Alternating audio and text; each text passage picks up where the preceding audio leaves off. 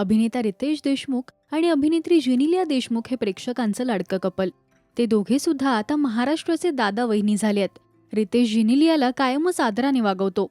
त्यांनी त्यांच्या मुलांना दिलेल्या संस्कारांचं सुद्धा कौतुक होत असतं. अनेकदा रितेश सारखाच नवरा हवा असं सुद्धा बोललं जातं. तर जेनिलिया सुद्धा तिच्या नवऱ्याचं कायमच कौतुक करत असते. तर शुभंकर मिश्राच्या पॉडकास्टला मुलाखत देताना रितेशने त्याच्या सुखी संसाराचं रहस्य सांगितलंय. तो म्हणाला, मला वाटतं की सगळ्यात आधी तुम्ही तुमच्या पार्टनरचा आदर केला पाहिजे, त्याला आदर दिला पाहिजे. नॉर्मल आयुष्यातच नाही तर भांडणात सुद्धा तुमच्या पार्टनरचा अनादर केला नाही पाहिजे. आणि सगळ्यात महत्त्वाचं म्हणजे तुमच्या पार्टनरच्या गरजांना तुमच्यापेक्षा जास्त महत्त्व दिलं पाहिजे. आणि हे दोघांनी सुद्धा करायला हवं. 2012 मध्ये या जोडीने लग्नगाठ बांधली. तुझे मेरी कसम या सिनेमाच्या वेळी त्यांची ओळख झाली. या ओळखीचं रूपांतर प्रेमात झालं आणि त्यानंतर 9 वर्ष रिलेशनशिपमध्ये राहिल्यानंतर त्यांनी लग्न करण्याचा निर्णय घेतला. तर अनेक कृतीतून रितेश त्याच्या बायकोला देत असलेला आदर दिसून येतो. रितेश सध्या कलर्स मराठीवरील बिग बॉस मराठी या कार्यक्रमाचं सूत्रसंचालन करतोय.